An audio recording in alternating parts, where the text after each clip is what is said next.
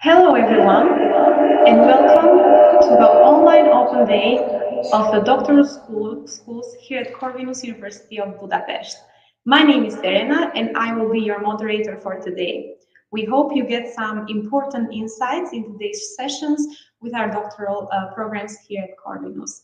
Before we dive into our people who will be speaking today and our roundtable discussion, I would like to invite you all to write your questions in the chat box if you have any, and we will make sure to answer them by the end of this session.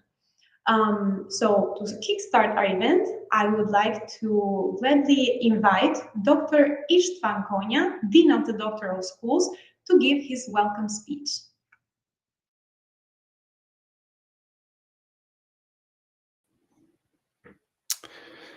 Hi, good afternoon, everybody. My name is István Kónya. I hope you can see me and hear me and also see my presentation.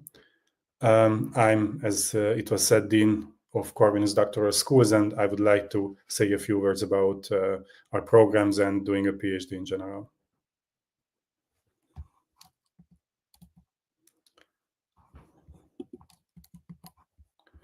Okay, I hope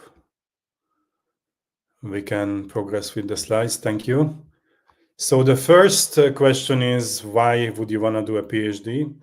And the first answer to that is that you want to pursue an academic career. So you should definitely consider a PhD if you have any plans to join a university or research institutes which typically require a doctoral degree. And also a PhD is basically the type of education that prepares you for this kind of career. That said, there are other possibilities, and the PhD might also be very useful, very handy, depending on your field of study. If you want to go and pursue a career at central banks, public administration, diplomacy, you want to go and join international organizations such as the IMF, the World Bank, United Nations, the European Union, or in fact, many employers in the private sector also value PhDs, be it in finance, various types of consulting, market research, media, etc.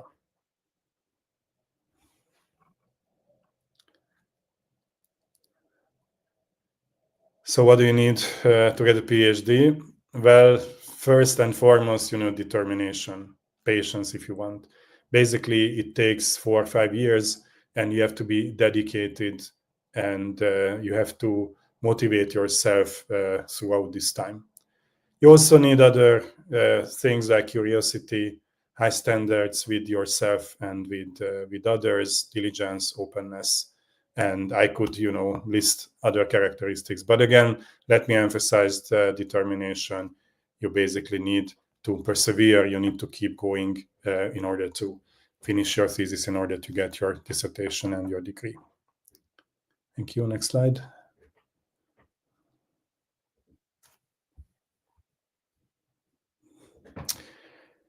Which PhD do we offer? We have 4 doctoral schools at Corvinus University. You can see them on the slides. The first one is the Doctoral School of Business and Management, which has 4 doctoral programs from which you can choose from. The heads of doctoral schools will give you some details about this, so let me not name all of them. The second doctoral school is the Doctoral School of Economics, Business and Informatics with 2 doctoral programs. Then we have the Doctoral School of International Relations and Political Science with 4 doctoral programs. And finally, last but not least, the Doctoral School of Sociology and Communication Science with 2 doctoral programs. Whichever you choose, you cannot go wrong with any of them. A few words about the program structure. It basically conforms both to the standard Hungarian doctoral programs and also to international standards. We have a 4-year program where the first 2 years consist of formal studies. You take courses, you get started with research, and you basically prepare for the second phase, where in the second phase you write your dissertation, you start publishing papers, and basically you prepare yourself for academic work. At the end of the second year, there is a complex exam where you, on the one hand, basically prove that you have the necessary background, you did the necessary studies to start doing serious research, and you also have a proposal about what kind of thesis you want to write. In the second part, the main job, as I said, is to write and defend your thesis. You basically complete your PhD studies and get your degree once you successfully defend it. This happens around the fourth year, but can last until 5 years. Once you are done with the formal 4 years, you still have some time to submit and defend the thesis.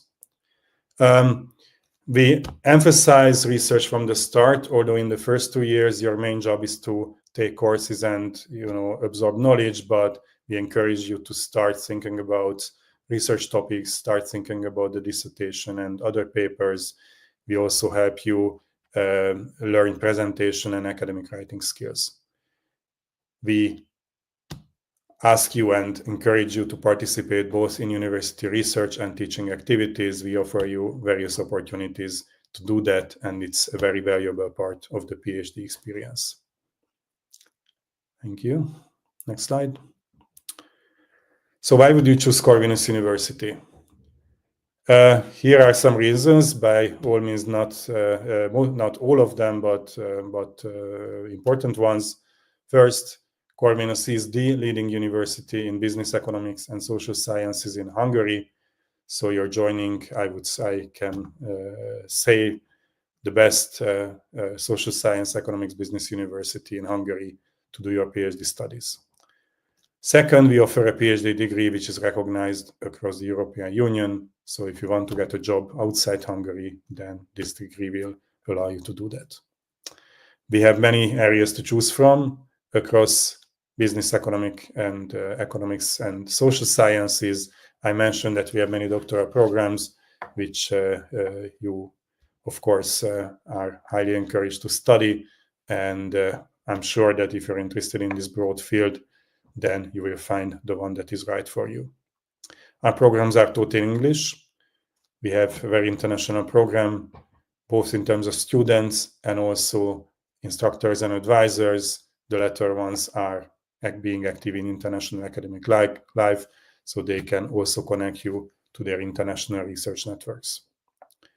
We have various sources of funding. On the one hand, all eligible European economic area citizens can receive the state scholarship from Hungary. On top of that, for a select set of students, we offer the Corvinus Doctoral Scholarship that basically tops up the state scholarship, and there are other opportunities that you can find on our website. And if you have any questions, we are very happy to talk about them. And I already mentioned teaching and research opportunities during your studies. As I said, we view this as an integral part of the doctoral experience. So regardless of where your career will take you, it's a useful tool, it's a useful skill set to be able to talk in front of each other, to be able to carry out independent research, to be able to approach data, interesting questions in an original way. So with that, let me conclude my brief introduction. Thank you very much for your attention. And if you have any questions, me and my colleagues are very happy to answer them, hopefully to your satisfaction. Thank you, and I wish you an enjoyable and informative session this afternoon.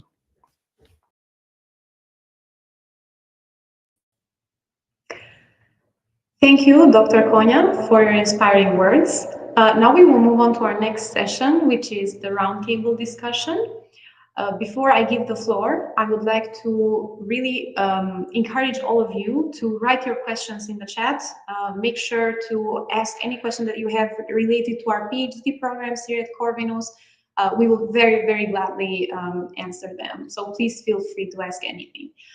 Now I will introduce our roundtable chair, Csilla Krisztofcsaki, who will be leading the discussion with our distinguished PhD program or doctoral schools heads. So Csilla, the floor is yours. Thank you, Serena. I'm honored to moderate this discussion. Here we will explore the key aspects of our doctoral schools and programs, including such as research opportunities, academic expectations and the career prospects. And now let me introduce our panelists.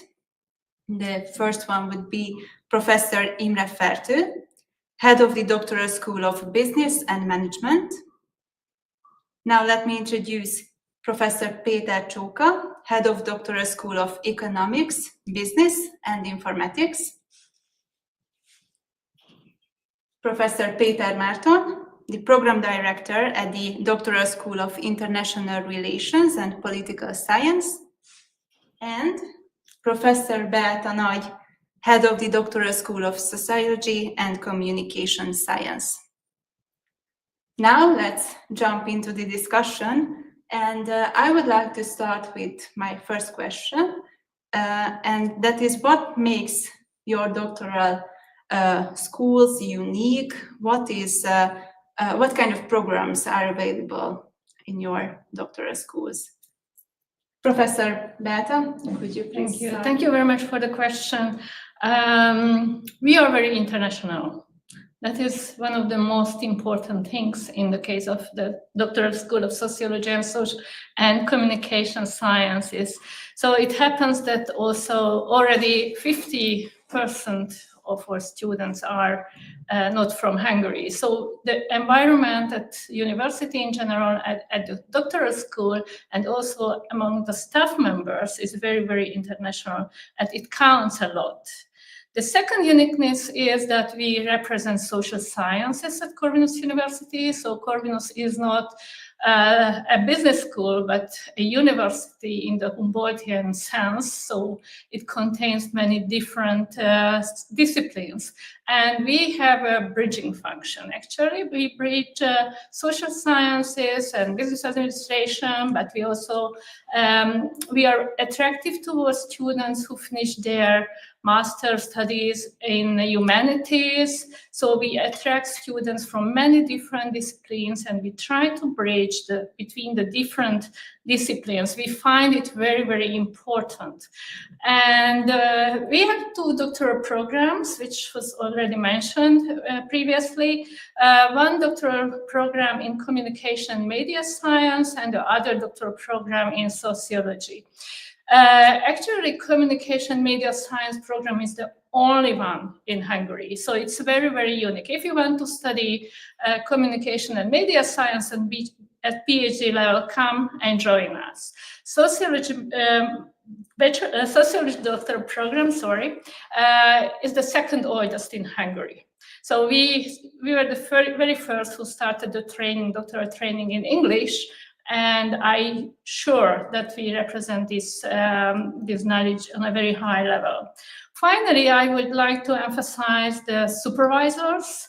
So supervision at Corvinus Doctoral Schools is on a very, very high level. So if you come and join us, you are going to meet your supervisor at the very first moment, and she will support you during your journey. And it is not just a slogan. I take it very seriously, and I'm pretty sure that you will find either Hungarian or international supervisors, and not just supervisors, but also mentors. So we are really, really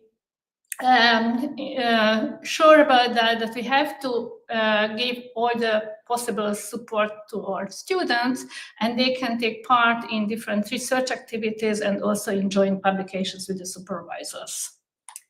I'm also a communication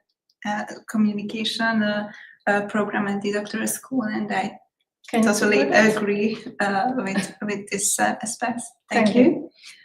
Could you please? Thank you, Csilla. So I'm here on behalf of the International Relations and Political Science Doctoral School. This is a pretty large doctoral school and quite an old one, although I will have to go into the details a little bit to specify that statement and make it valid. So we have 4 programs. That's what I should start with: International Relations, World Economics, Geopolitics, and Political Science. And in fact, if I say we are one of the oldest doctoral schools, this is because the International Relations program and the World Economics program together used to constitute a doctoral school of their own. And it was actually a change in recent years that our school merged also with geopolitics and political science. And this was, of course, advantageous change in many ways. We have about 50 faculty members supporting the work of the doctoral school. This means that we have a lot of thesis supervisors on hand who can adequately give support to a broad array of research subjects. And this is, of course, I suppose, pretty important encouragement for anyone with very diverse research interests to come to our doctoral school as the kind of place where they can realize their research ambitions. And what I should maybe mention as strengths of the doctoral school as such, these days, I suppose it's getting more and more the expectation as such, but we are fairly international as well. So among those 50 faculty members from the 4 different institutes that constitute the institutional background of the doctoral school, there's obviously a decent number of international scholars now per each institute. And among the PhD students themselves, the participants of our programs, we have a lot of international students. Obviously here with various different kinds of support, even some self-financed. Stipendium Hungaricum as a scholarship, of course, is an important opportunity, but there are people benefiting from other opportunities as well. And the working language is, of course, entirely English. There are possibilities, of course, per the regulations to do some things in other languages if that really comes into question, but that doesn't really come into question in practice. That's I guess, the experience of many years. So English as a working language really functions well, and we are able to function very well like that. The classroom as such, I mean, if it's to be regarded as a classroom, really, it's more like a workshop in the case of a doctoral school. I suppose functions equally well. I can personally attest to the productive engagements, discussions that we can have. Last year I had a course with our doctoral students where we ultimately put together a draft for a major Q1 journal article, which is going to be submitted very soon. So the workshop can function really well. That aspect of doctoral school life is really important.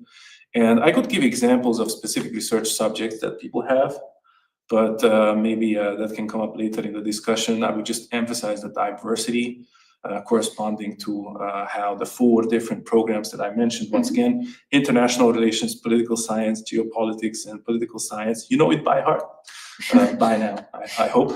I mean, those cover a lot of things, and accordingly, we have our PhD students covering a really diverse set of subjects. Thank you, and congratulations for the Q1 article, and also for the workshop format. And it sounds really interesting and really nice to see that even in other doctoral schools there are a lot of interesting things. Thank you. Could you please give me an answer for the first question? What is unique in your doctoral school? Yes, I will try to sum it up in terms of economics, business, and informatics. It's unique already in that it covers 3 major fields. The economics is one program, and business and informatics is the other program. Yeah. And first, I wanted to actually talk about, on behalf of all doctoral schools. As an economist, and a finance person, I wanted to encourage everybody to apply, because it's like in finance an option that if you apply, you can still decide whether to really enroll, or you can pause for a year or quit and change your supervisor, which we, by the way, also call as a mentor and advisor to emphasize its relationship. And also on behalf of all doctoral schools, I wanted to emphasize that Corvinus gave the honorary doctor to Nobel laureate James Heckman, which is an encouragement or a signal that we have a research ecosystem at the university. Thank you for highlighting that. Yeah. And also our doctoral school is relying on 2 institutes who started already going to the job market early years, the Institute of Economics and Finance, hiring on a competitive basis on an international level. And yes, so we have also about 50 advisors. And in terms of the programs, what is in both programs, I would emphasize, is relying on data science and fact-based analysis. So that's what I would quickly emphasize. I will talk later about the economics program. It also started in 1993 as the earliest one, and the business informatics is unique not only in Hungary, but in the whole Central European region. Thank you. Thank you. Yeah, so colleagues already told many important things because we are coming the same culture. So obviously I could say again, we are very international in terms of students and staffs. Yes, we are the oldest one. Yes, I would say all of us the best one in Hungary at least. So we should emphasize this point. Yeah. In terms of business and management, this is also a really large doctoral schools. I guess very similar like the international and other stuff. So it means so we have 5 different, let's say, programs covering the major topics within the business and management science. So it's fashionably like sustainable management, traditional one like marketing, and strategy management and entrepreneurship. Classical, so it's also sharing some part of economics like the financial management and accounting and operation and decision is also, let's say, some overlapping between us. So what is our uniqueness is, yes, so we try to integrate a really comprehensive way different fields of management sciences.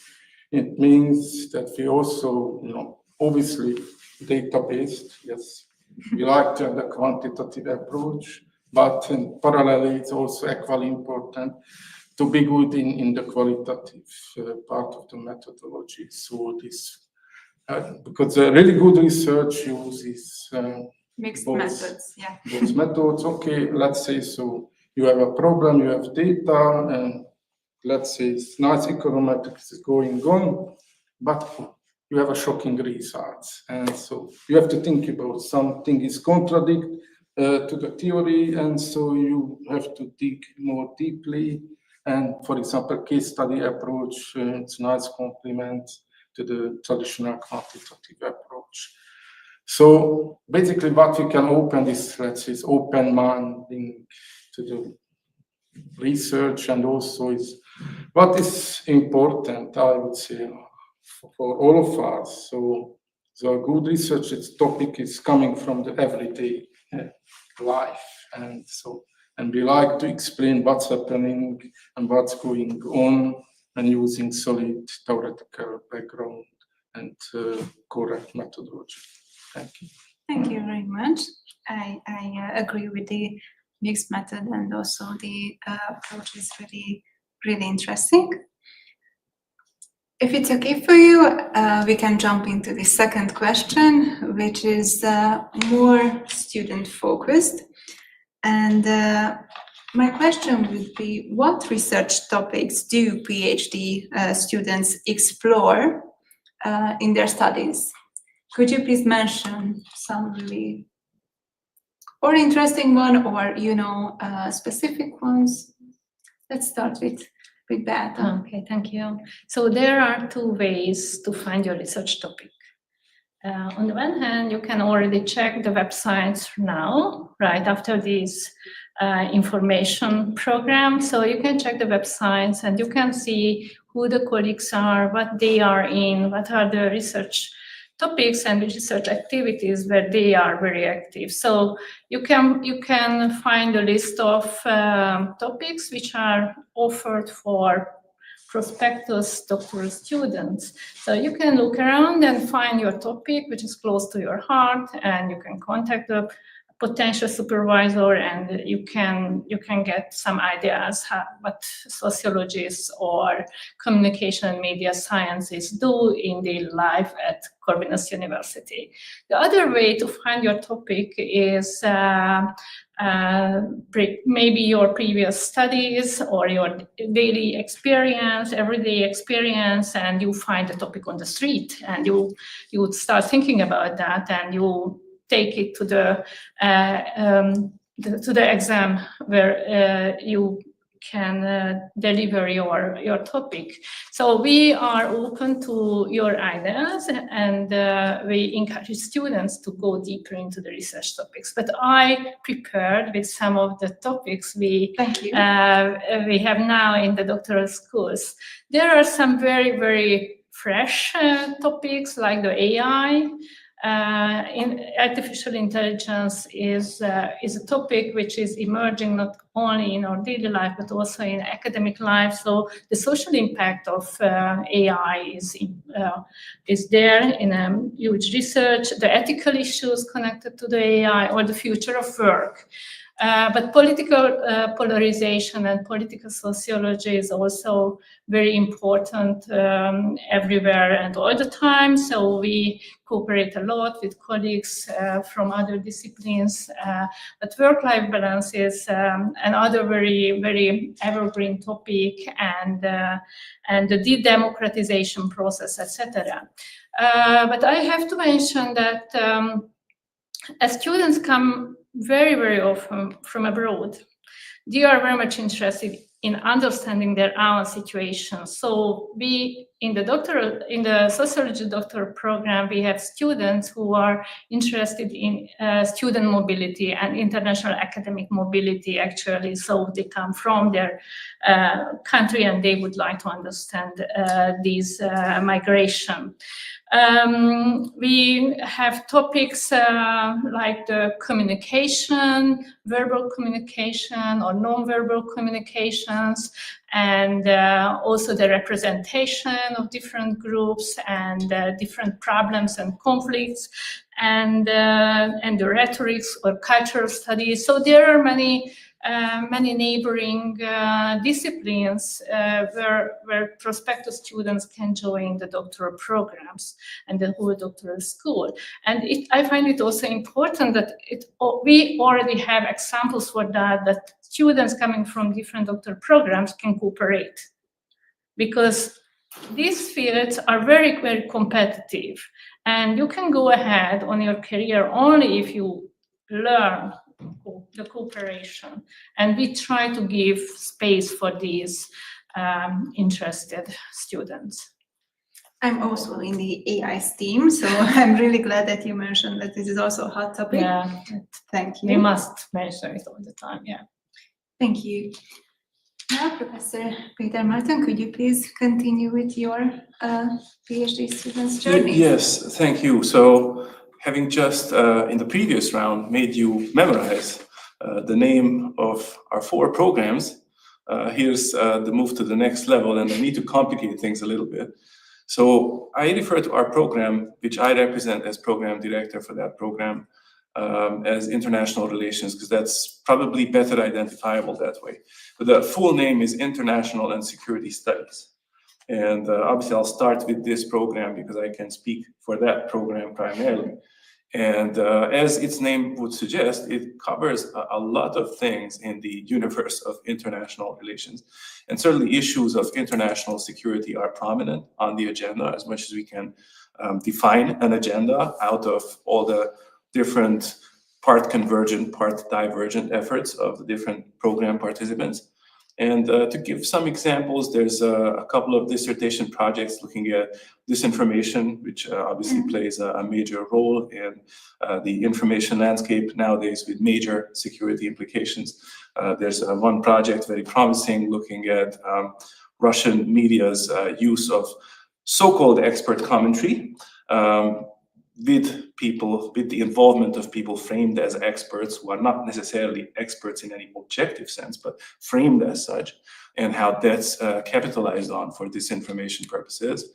Another project looks at autocratic states disinformation efforts inside the European Union in a comparative perspective. There's also a dissertation project, just to mention some other security issues, looking at how the international/transnational regime of migration governance is transforming as we speak. And for yet another example, just really a last one, there's one looking at cyber war involving states against each other. So there's really a wide array, a broad range of topics involved. And I'm happy to be part of this as program director, seeing how these projects develop, produce publications, lead to a dissertation. Ultimately, it's a very fulfilling experience. There are, of course, the other programs too, and the other program directors would kill me if I would continue speaking only about my program. So let's move on. In the World Economics program, you have a similarly diverse set of subjects dealt with. So from economic challenges within the European Union to projects with a more universal outlook. There's a lot of things present. So there are projects focusing on Latin American economies, EU economies. It's really all over the place in the best sense, because that program, similarly to ours, is really well supported by a diverse and sizable faculty that can adequately host such a wide range of projects. There's political science too, of course, which involves obviously that political science perspective, which can also develop into a comparative political science perspective, which can thus once again accommodate projects from just about universally, so not just from, let's say, within Europe or concerning Hungarian politics. No, it doesn't have such a domestic agenda at all. That's also an international program in terms of its outlook. And finally, of course, there's the geopolitics program, which I advise everyone to look at the program description exactly what it stands for, because I mean, there are always institutional peculiarities as to how different programs are named and how they develop. And so, for example, a core theme on their agenda is sustainability. And there are some other issues that also take a prominent place there. So it's advisable to check out the exact agenda. And then, of course, one can easily find a project that can match the profile of that particular doctoral program. And out of the 4 programs, I'm sure whatever project you have in mind, if it's connected to the social sciences and has something to do with politics, then, and economics at that, then, it can probably find its place with us. Hope I gave vivid enough examples, and really feel free to think very flexibly beyond those examples as well. So they were just examples. Thank you. I think that was a really wide range of topics, and it was really interesting to hear all of them. Thank you. Peter, could you mention some? Yes, regarding business informatics and economics, I would again start from a general scope, like finding your topic. And here maybe I am a bit biased, but I would say that good for those supervisors and advisors who have top publications. And also just look at the top journals, because it's we have like thousands of journals, but those who made to the top journal are most likely very good topics and good methods. So check if you really like those methods. Of course, you don't have to know them. We will teach you those methods, but look what kind of methods you find there, and that could help you. And to go into more details, let's start with the business informatics. It has 2 specializations, business data analysis and modeling, and information management and business informatics. Of course, artificial intelligence is there a very close topic and related topic with industry and business applications. But to show you some multidisciplinarity, now we are thinking about a workshop and maybe other things related to a topic called cooperative AI, which is how artificial agents are cooperating with humans and with each other. And you can see it has both the informatics and economics, especially the economic theory and mechanism design aspect. So that's kind of a topic that would merge those 2 programs. And a bit more about the business informatics. You can have digitalization, financial technology, and then this kind of methodology. The other program, economics, which is a bit closer to me, as I also have a PhD in economics. There we have 4 fields, but again, you don't have to specialize at the start, and that's also a good hint that look at the coursework, and that could also change your topic, or you go to a research seminar, conference, and then you get interested and be open to many topics. So in principle, you should have like 20 topics in mind. Tell your supervisor and the research seminar visitors, they will tell you which 5 to focus on. And once you start, then you will realize that it's about 3 topics that you work at the end. So regarding economics, at the end, you will have at least one topic, which is one of the following 4: economic theory or empirical research in general. And then in finance or macroeconomics, you can combine those 2. So these are the four fields in economics. And I think that's it about economics and business informatics. It also sounds really interesting, and I'll be stuck with the artificial intelligence and the whole concept of human and computer communication, in my communication, but we can call it another point of view. Thank you for mentioning all of these incredible topics. And now, please. Okay, so let's start with 2 general remarks. So first, basically, I would say we have 2 kinds of students. One student is, just joined to us after master program, and other students who has some business practice, and they invested, let's say, 10 or 5 years already in the business. They have a solid knowledge what's going on in everyday life, and after some times they are deciding, okay, let's get some deeper knowledge from the science and to help them to solve the any kind of business problems. It means that this group of the students, they have such kind of everyday or real life problems, but it's not so easy to translate this everyday business problem into the scientific problems, which are researchable problems. That's our job, to help them. Okay, so how can you translate your everyday research program, business program into research program? And the other way around, yes. So I strongly suggest to all of you contact directly with the program director. Each program director, I guess in other programs as well, fully aware what kind of research is going on the program. So it's an easy way to get PhD, I would say, to join existing research program. And then, research program leader can, offer, okay, some interesting topic, okay, please do that. And this is your job for the next 4 years. And so you can publish in this topic. And so, because theory, data, methodology is already available, and it's a good way how to learn how to be a good researcher. But this is only an offer. So, because yes, honestly, we are struggling with such kind of students who, came to us just let's say, it's out of scope problem, and so we started to think about, okay, so it could be interesting, but so how can you find a good supervisor for you? Because sorry, it's not our field, and so therefore again, I strongly suggest to you, contact directly to the program director.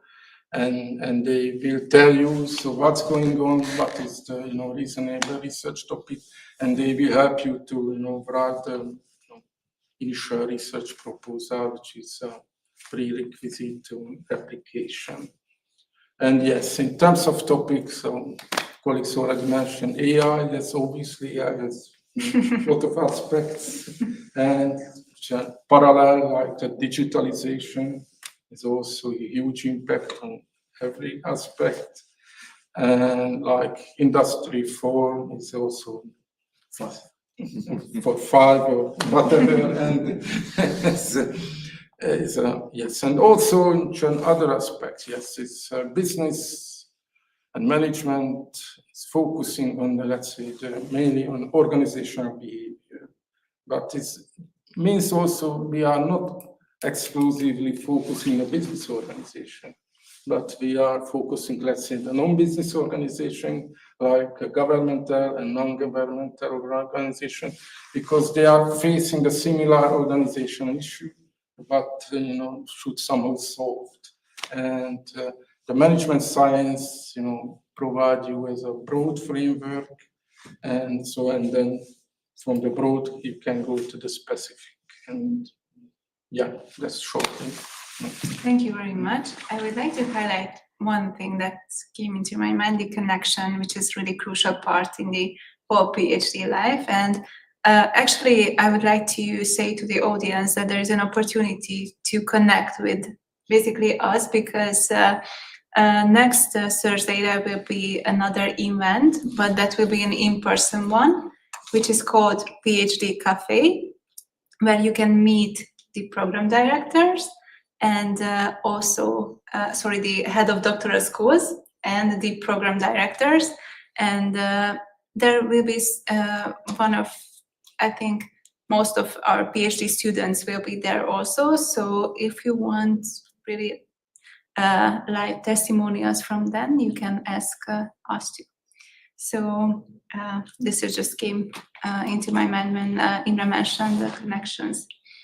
And now I would like to ask my last question, and that is, who would benefit most from enrolling in your doctoral schools programs? May I jump back a bit to the connectivity issue, because I think it's extremely important, and it might be one of the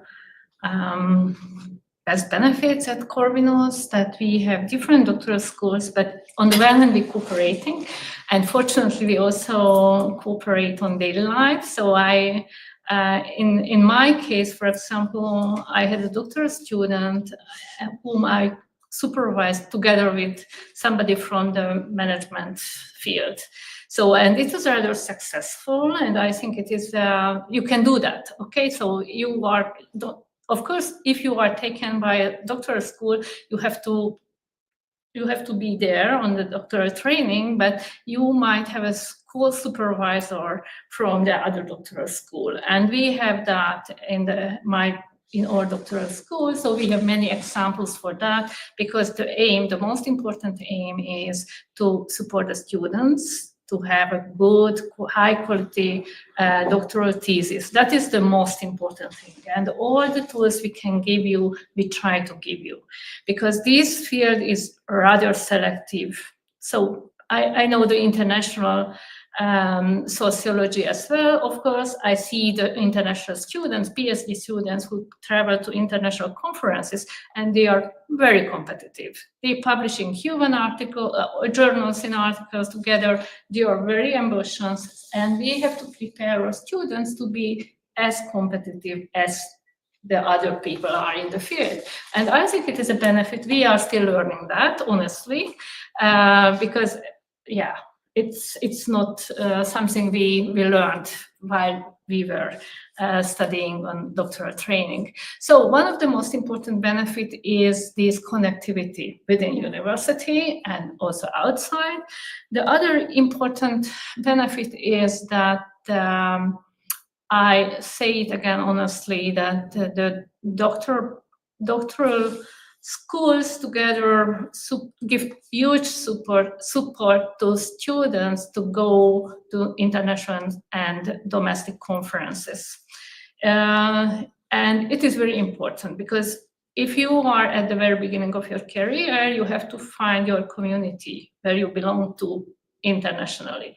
So most academic fields do not only research the Hungarian case or the regional case, even though it is very important to know, of course, but you have to think very globally. And the doctoral schools give you the tools and the opportunity and the money to apply for for summer university, spring university, conferences, go there, come back, and accumulate your relationships and connections, because you have to work together with these guys in the international scientific field if you want to be an academician. It is one field, of course, so it is not a hard thing to find the right conferences, and your supervisors are very much there and support you. So it is very important that you can go to conferences, you can receive a very good scholarship at Corvinus. I think it's very good opportunity, maybe the best in Hungary at Hungarian universities, if I'm right, that the amount of the scholarship and the conditions are really very great. And one more thing, which is still a very important benefit, that we are more and more focused on not only on the substance of the doctoral training. You don't only have to think about your research topic, but you have to learn the methods. And in the case of the Doctoral School of Sociology and Communication Science, we pay more and more attention to teaching up-to-date methods, for example, computer-assisted qualitative methods, or interviewing, or case studies, again, together with the guys with the staff coming from other departments, because our students have to be very up-to-date from methods. I'm not always very satisfied with the methodological knowledge of our students, so I aim at improving this field because that's the only way to have competitive students. And one more option to widen your knowledge is the electives. So at Corvinus, if you are enrolled in any doctoral school, you can take the elective courses from the other doctoral schools, so you're not closed in your program, but you can look outside the box and learn more and more if you have the interest. And if you do all that, and you are very, very diligent and go conferences, publish, etc., you might have good opportunity to go to the labor market, hopefully. So here are so many different tracks.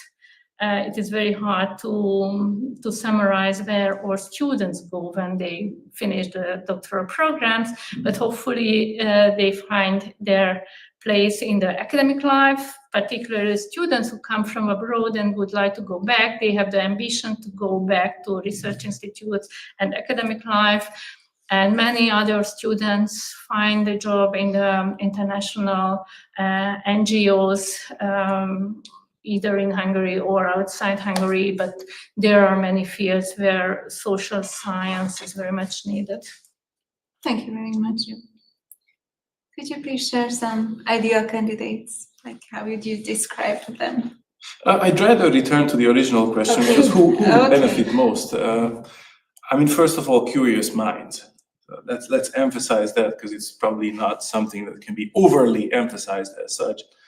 But at the same time, I also want to point out that, of course, each and every program participant over the years has been really a unique, standalone, wonderful anomaly personally. So it's not necessarily the case that I could box in participants like that. Like I could group them into, I don't know, 4 distinct groups to segment our group of participants overall, but I can probably highlight some patterns, and this may be useful. So obviously there are people who at the end of their graduate studies realize that they have it within them to raise significant research questions that can actually contribute to the advancement of a particular field, and so choose to go into doctoral research straight from master's studies. So that's definitely one type of person that often comes along. And what they eventually do once they have the PhD degree is obviously something they have to figure out. But of course, ideally, because they have always been conscious people to begin with, they will find it out along the way. So they don't actually wait till the time that the PhD degree is in their hands, and they'll be working on integrating with the kind of field that they're working on.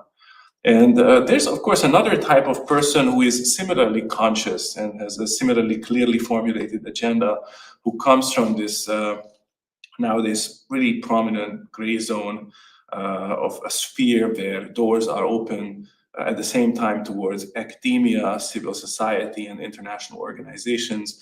For example, former diplomats, former international organization officials, civil society people who realize that besides working on a given issue area where they have accumulated significant experience, they have relevant research questions, and at the same time, they also want to claim credit for doing some research work, relevant research work, for which they want to get the enablement from a doctoral school that can give them adequate training in research methods, which is, of course, a focus of the way the program is built up. So they can very much get that in quantitative as well as qualitative methods. And so then they can go back to their life with the extra capital of a PhD degree, the extra capital of having done actually meaningful research work, besides having already contributed to that field from the side of practice. And in addition to that, of course, there are several other subgroups that may be distinguished. With a view to foreign scholarship holders, I would say that it's also a fairly distinct pattern that I have observed over the years, that some people come here from very far away countries, because Stipendium Hungaricum is available in over 100 countries around the world. It's really a global thing, and it gives adequate support for someone to find opportunities in Budapest to get by for the years of the doctoral research. And so they can ultimately go back to the sending country and enter academia there with a PhD from a quality institution inside the European Union, which generally I think looks good and gives a status, prestige that one can capitalize on. And we have such people in our alumni whom I could reach to today, who have already the experience of entered on that path and having successfully proceeded along it. So I could, of course, go on, but increasingly with the mention of those three different types of people, we would be moving towards really the individual level of analysis, where we have these wonderful anomalies of people with very special motives.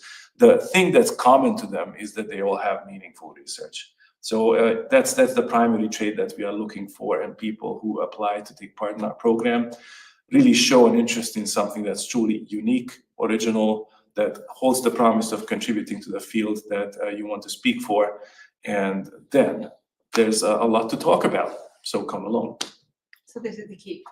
Absolutely. Thank you. Peter, could you mention something? Yes, without repeating broadly everything, I just want to emphasize that indeed students can go to conferences and meet international speakers, and they can develop their presentation skills either by teaching or giving talks and collecting their ideas. And I also like that they really have to be curious. But to emphasize what is different in the Doctoral School of Economics, Business and Informatics is that we look for people who are oriented, who are rather quantitatively good, which doesn't mean that you have to know all the latest ways to calculate integrals and the latest tricks in econometrics. But in both schools, there will be a quantitative test, which is called skills set. And that will just test your reasoning skills and maybe some English skills. So it will be just a very basic test. Don't be afraid of it. And if you score like 70%, it's already great. So also don't be afraid not to, if you just score like 70%. So it will just be a signal whether we match in those terms, like needing quantitative skills, which are required. And then later you can decide if you focus on theory or econometrics, but in both cases, in those methods, you will need it. And of course, students can go either to academia, which is the universities and research institutes, or business, and also NGOs and other areas. What I finally wanted to emphasize is what I started with, is data science and fact-based analysis.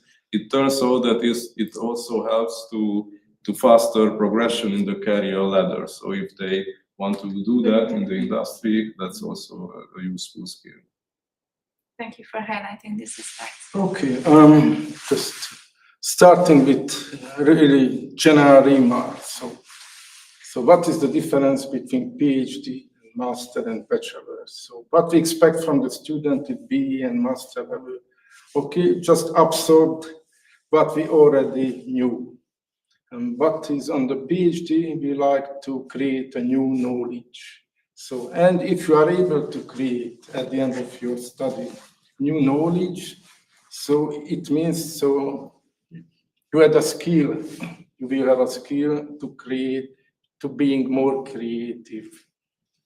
And why? Because you have or will learn many methodology and theory and whatever, and you're able to somehow sum up, synthesize different topics and different stories, and which is really useful in both if you are going to the academic work and also if you are going to non-academic work in government, non-government, or whatever. So, because yes, after that, so you will face the issues, what you have to solve, and what PhD helps to you, how to solve these issues in your future.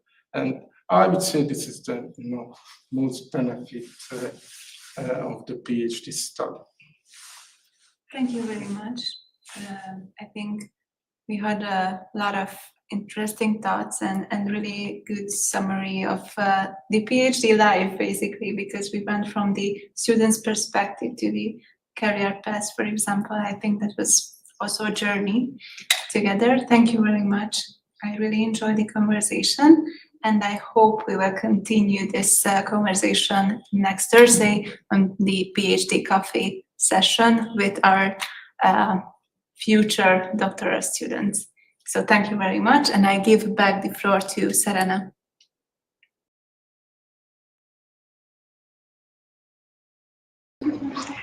Thank you, Chila. And wow, I mean, very interesting stuff, very insightful information. I'm sure that our audience got a lot of info from our distinguished doctoral schools, the heads of the doctoral schools. Now we will move on to our Q&A session. We will make sure to answer all of your questions. I still highly encourage, if you still have questions, please write them on the chat. We will make sure that all of you will receive your answers.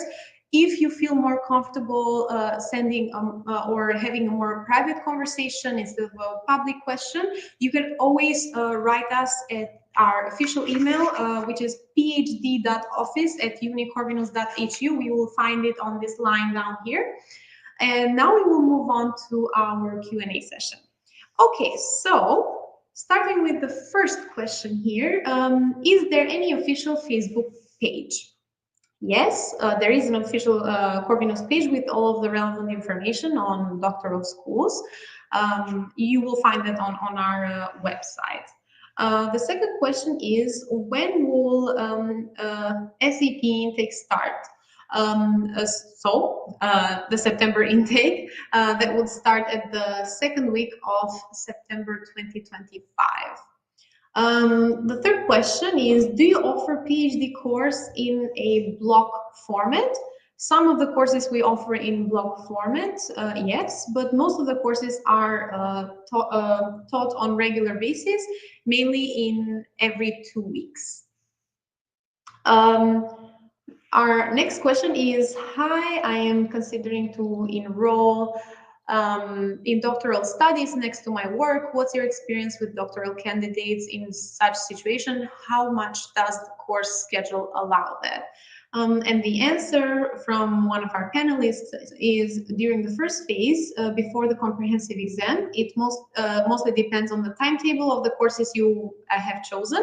So it is hard to tell exactly, but we have quite a lot of current students who are doing their PhD while they are working full-time. But of course, you should put some extra effort to do both of them. After the comprehensive exam, you should mostly do your research work and prepare your final dissertation. The next question is, I'd like to ask about the entrance exam in the Business and Management Doctoral School. If I'm not mistaken, there was a change just this year, and the written part of will be a cognitive test instead of the former statistics and research methodology topics. Can you confirm that? And also, could you please tell us a few words about the oral exam, what to expect, how to prepare? So the answer to that would be yes, we can confirm that this year there will be a cognitive test as a written part of the entrance process. For the Doctoral School of Business and Management, the main focus of the oral interview would be on your proposed research topic and your submitted research plan. So thank you, Beata, for your question. Moving on to the next one from Barber. Hello, I've seen only full-time courses. Is there a correspondence course? Can I work aside PhD?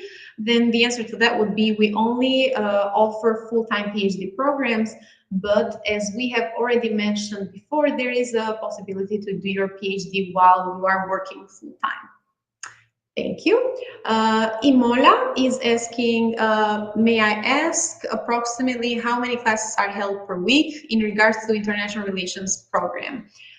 Thank you, Imola. The answer to that would be that you can find the curriculum of all of the doctoral schools at our homepage, so you can check it there. Thank you.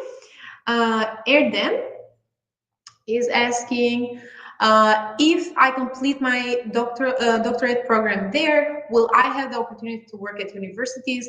Are there any work opportunities for those coming from abroad? And the answer to that would be the university is offering a lot of possibilities to join as a colleague after you get your degree. These possibilities are also posted on our homepage, so we suggest you to check it regularly. Thank you, Erdem. And the next question is from Attila. What is the average admission rate of applicants in your doctoral schools? And the answer to that would be, it's hard to tell exactly the average admission rate because every year depends on the quality of the applicants.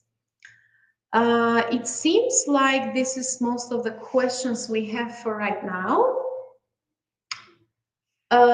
So yes, as I said earlier, please make sure to write your questions on our email if you would prefer that, to get some more personal contact with the university, or you can always continue writing them here. And yeah, again, a huge thank you to all of our guests today, to our roundtable moderator, Chila, and we, on behalf of Corvinus University, we wish you a very warm welcome if you decide to join us here. And just one last thing, you can always follow up with us on our main social media channels, such as Instagram, Facebook, LinkedIn, TikTok, and obviously on YouTube. So it was a great session, and we'll see you on the next one. Thank you very much.